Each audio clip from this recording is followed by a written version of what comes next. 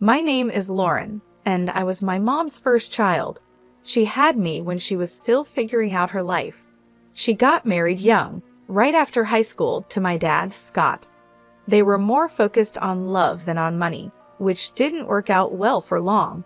I was still just a little kid when she met Kyle, a guy with a lot of money and a fancy car. She left my dad, took me with her, and never looked back, except to collect the alimony checks. At first, Kyle seemed nice.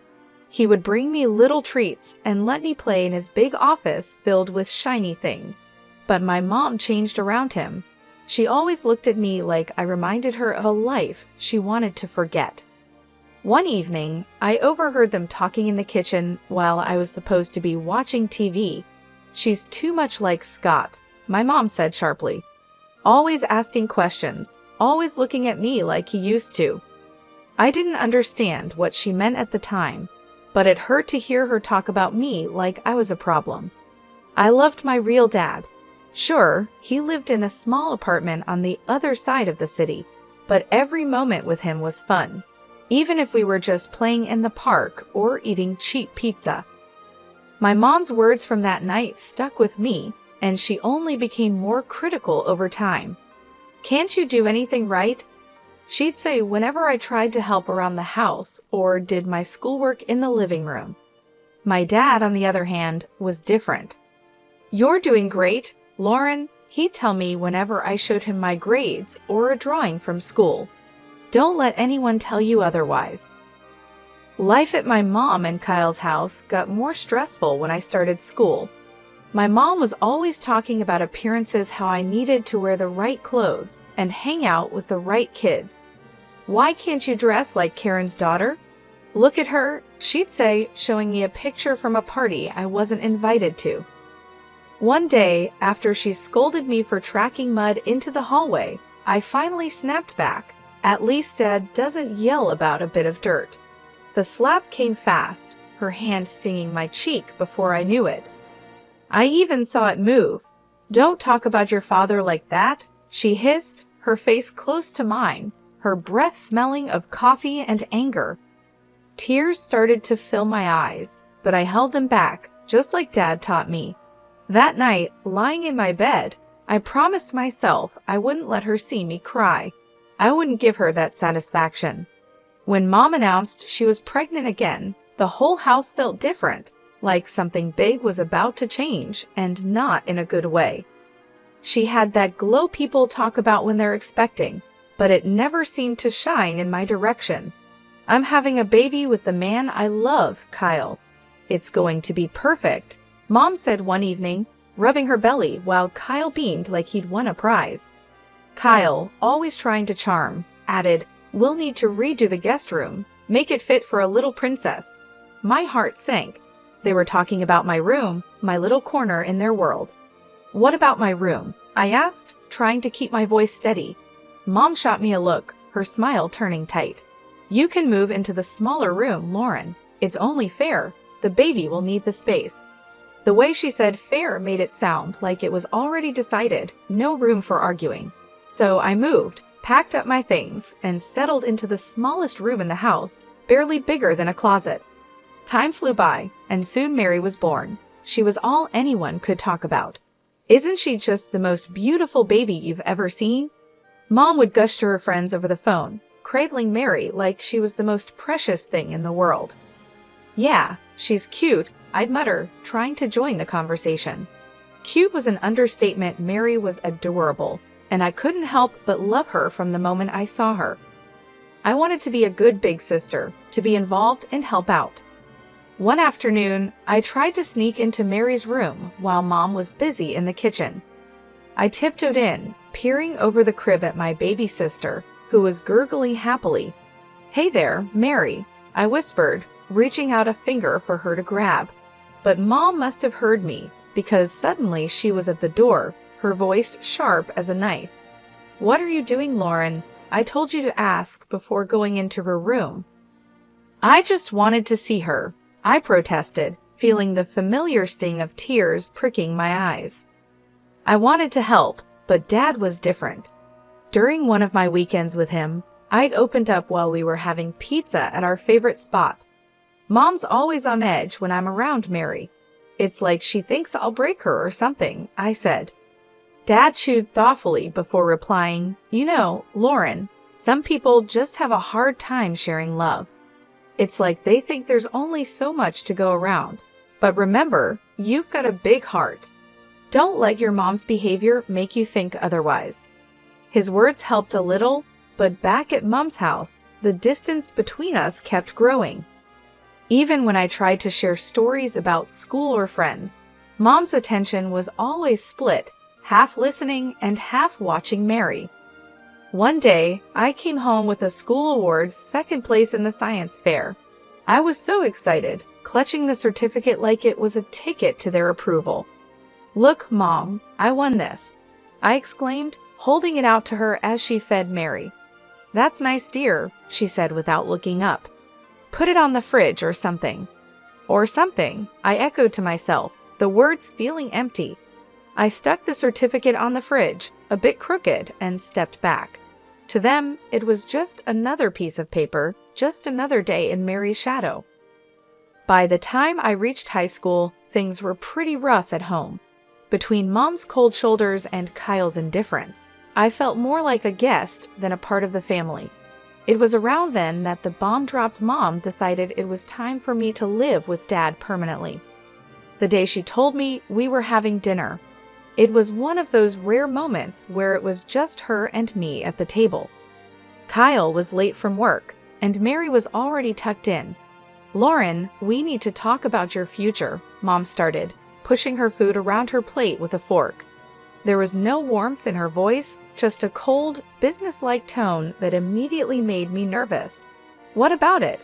I asked, trying to sound casual, but my heart was racing. "We've been discussing things, and we think it's best if you move in with your father. With the new baby coming, things here are, well, they're complicated." I almost choked on my water.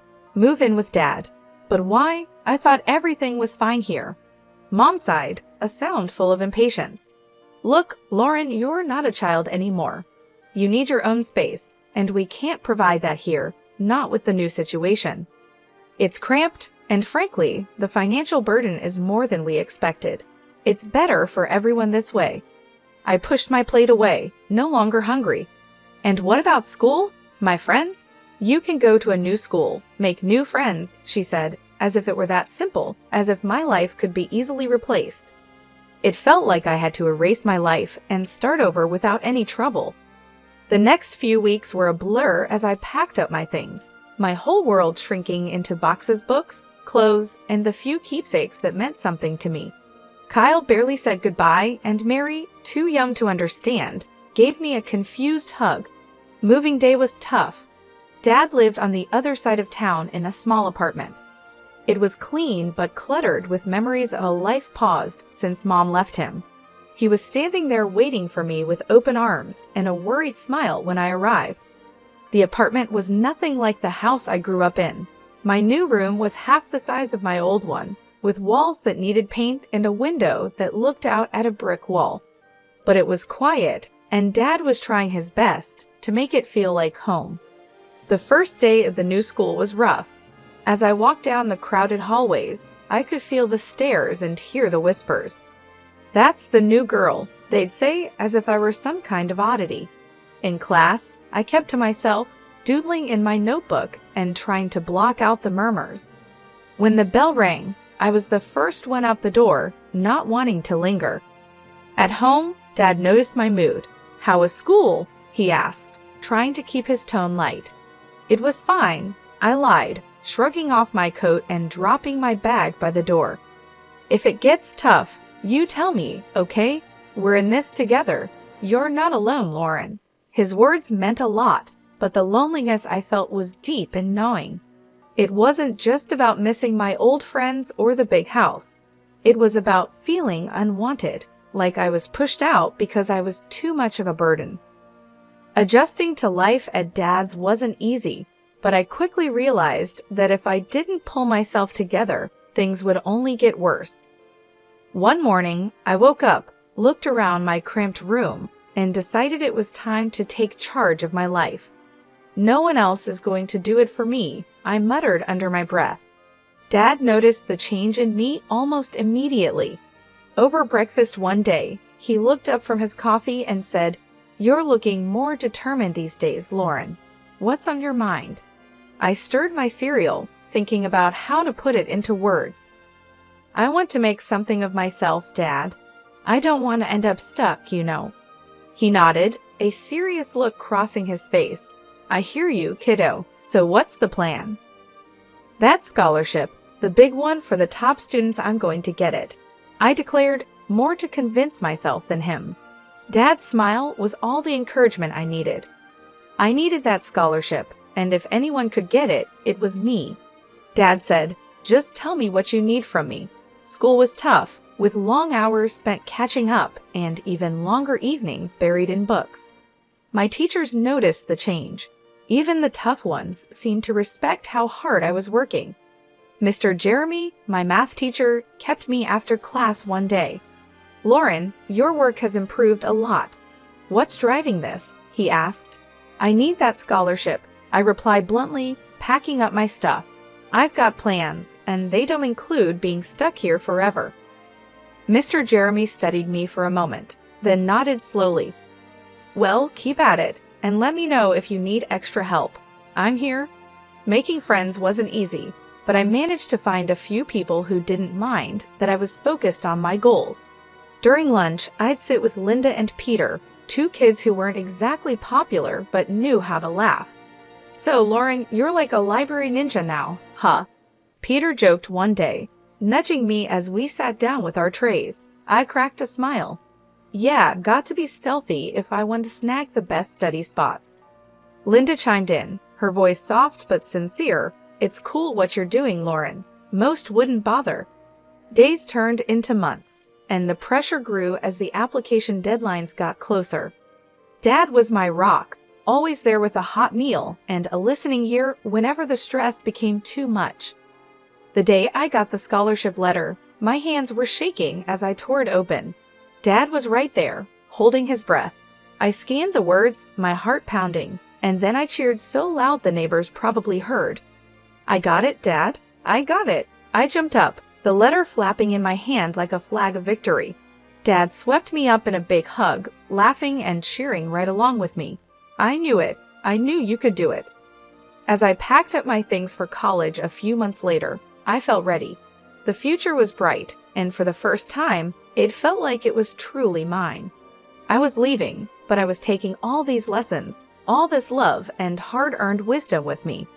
After graduating with honors and establishing a solid career, I finally felt like I was on stable ground. I was 25, doing well at my job, and had just started dating a great guy from work named Eric, who had been nothing but supportive. Then, out of the blue, my mom called. We hadn't spoken much since I moved out, but suddenly here she was asking more like telling me something. "Lauren, your sister Mary is going to college in your city.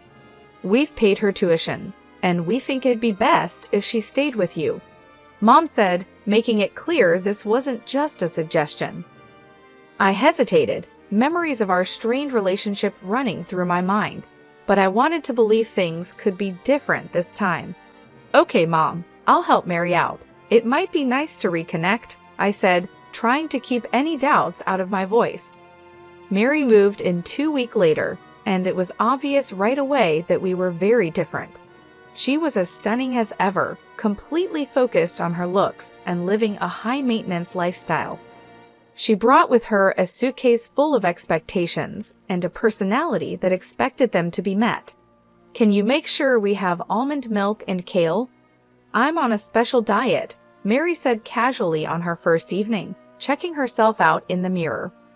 "Sure, I'll add them to the grocery list," I replied, trying to be accommodating. But living with Mary turned out to be harder than I expected. She partied like there was no tomorrow, often coming home at dawn, her carefree laughter echoing through the apartment while I lay awake, worrying about work meetings and presentations. One afternoon, Eric came over while Mary was getting ready for another night out. I noticed how she smiled at him just a bit too sweetly, and for a bit too long. After she left, Eric spoke up. "Lauren, I think Mary's got the wrong idea about me. She's been, well, flirty." I felt a wave of anger and embarrassment. "Thanks for telling me, Eric. I'll talk to her." When I confronted Mary, she just laughed it off. "Oh, come on, Lauren, I'm just being friendly. Besides, can I help it if he likes me back?" "That's my fiancé, Mary. You need to respect that," I replied, my voice firm. Her laugh turned cold. "Lauren, I'm used to getting what I want. I always have." That was the last straw. I couldn't live like this, feeling like I had to guard my life from my own sister. "You need to find another place to live, Mary. This isn't working out," I said, making it clear that I meant it. I told her my decision was final, and Mary stormed out, slamming the door behind her. Within an hour, my phone rang. It was Mom, and her voice was cold and sharp. "You're such a jealous girl, Lauren. You can't stand to see your sister happy, can you?" "I just want respect, Mom, that's all," I replied, but it was like talking to a wall. After that, things went quiet between Mary and me. I heard through the grapevine that she dropped out of college and was drifting through her social circles on charm and whims. As for me, I refocused on my life with Eric, my work, and rebuilding my boundaries. 3 years flew by since I last tried to patch things up with my family. Things were going well for me, I was moving up at work, and life with Eric was better than ever. That's when I heard the news about Mary. She had dropped out of college and was getting married to some rich guy she'd met. Feeling a mix of curiosity and goodwill, I picked up the phone to call home and offer my congratulations. Mom answered, her voice cold and distant as always. "Mom, I heard about Mary's wedding. I just wanted to say congratulations," I started, trying to keep my tone light. "Well, don't bother. We're not waiting for you at the wedding. It's for rich people only, and we don't need any beggars there," she spat out, her words cutting deep. I clenched the phone a little tighter, feeling the old sting of rejection. "Really, Mom, that's how you're going to be?" "What did you expect, Lauren? You've always been the difficult one. Just stay away," she said before hanging up. I stood there, phone in hand, the dial tone echoing in my ear. The hurt was real, but I wasn't going to let it ruin me. I found out later that they'd spared no expense on Mary's wedding, hiring popular artists and actors to make it a lavish affair. Time passed, and life didn't stand still for me either. Eric proposed, and suddenly I was planning my own wedding, nothing extravagant, but every bit filled with love and sincerity. I called Dad to share the news. He was overjoyed. "Lauren, that's wonderful. You bet I'll be there. I wouldn't miss it for the world," he said, his voice brimming with happiness. Encouraged by Dad's reaction, I made one last attempt to bridge the gap with my mom. I dialed her number, my heart racing as I waited for her to pick up. "Mom, I'm getting married. I want you to come," I said, holding my breath. Her reply was as cold as a winter breeze. "No, Lauren, not interested in attending some modest gathering of losers. Count me out." I swallowed hard, fighting back the hurt. "All right, Mom. Take care," I said and hung up, knowing it was probably the last time I'd invite her into my life. Our wedding day was simple but beautiful. Dad walked me down the aisle, his presence a steady comfort. The room was filled with genuine smiles and heartfelt congratulations, a stark contrast to the grandeur and coldness of Mary's wedding spectacle. Our modest reception was filled with laughter, dancing, and stories. Eric and I mingled with friends and family who loved us for who we were, not for money or status. Life was going well, and Eric and I were thrilled to be expecting our first child. Then one ordinary afternoon, my phone rang, and the voice on the other end turned my day upside down. It was Mom, and she wasn't calling to congratulate me. "Lauren, you have to take us in. We're desperate," she blurted out without even a hello. "Mom, what's going on?" I asked, though part of me didn't want to know. "It's all gone wrong. Kyle's business failed. We mortgaged the house for Mary's wedding, and now it's all just gone. And your sister's marriage is over. Her husband kicked her out and is demanding money for her cheating, she explained hurriedly, her voice edged with panic. I took a deep breath, trying to process the flood of information. Okay, slow down. What exactly are you asking of me? We need a place to stay, all of us. We're coming to your house, she stated matter-of-factly, as if it were the most obvious solution. The request, or rather the demand, hit me hard. No, Mom, you can't just decide to move in with us. It doesn't work like that. Lauren, you owe us after everything we've done for you, she snapped, her voice sharp and commanding. That struck a nerve. Oh, you, Mom? Remember how you were when I needed you most? You pushed me out. You chose everything over me. And now you expect me to just open my doors. Her voice rose. You're being selfish, Lauren. Where is your family spirit? I am your mother. And you've never let me forget it. But being a mother doesn't mean what you think it does. It's not about debts and demands. I shot back, my patience wearing thin. Her fury was palpable even through the phone. You'll regret this, Lauren. I might even take you to court to get what I deserve.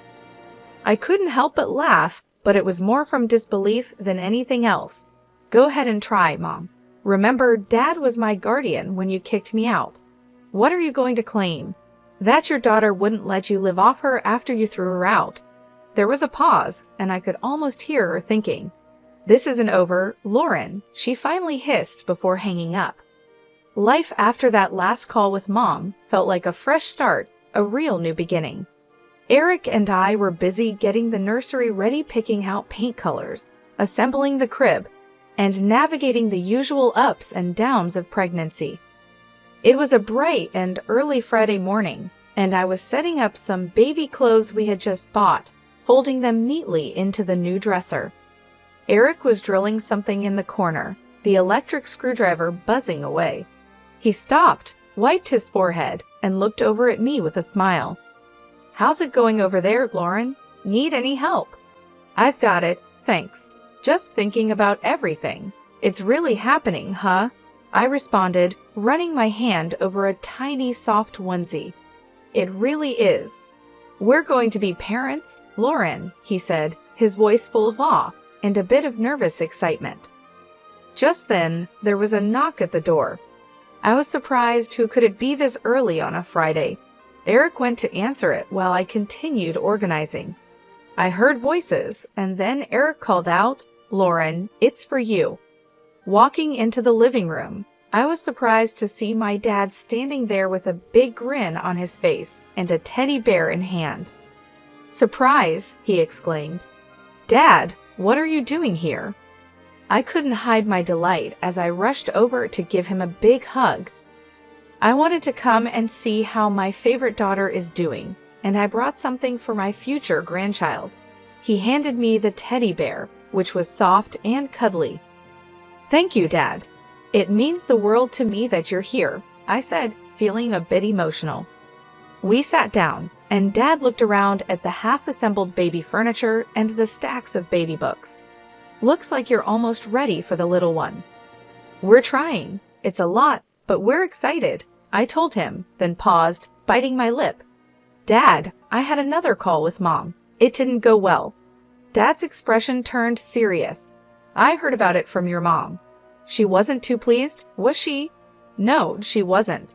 But Dad, I stood my ground. I had to for me, for Eric, and for the baby. We need peace here, I said firmly. The day passed with us sharing stories, Dad giving us some unsolicited but funny parenting advice, and just enjoying being together.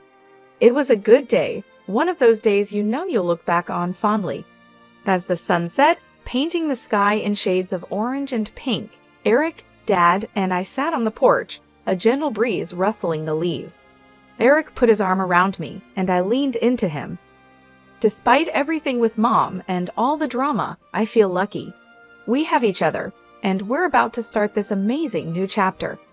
I have a feeling it's going to be great, I said, looking out at the fading light. Eric kissed the top of my head. It will be. We've got this, Lauren. As night fell and Dad said his goodbyes, I felt a deep sense of contentment and readiness for what was to come.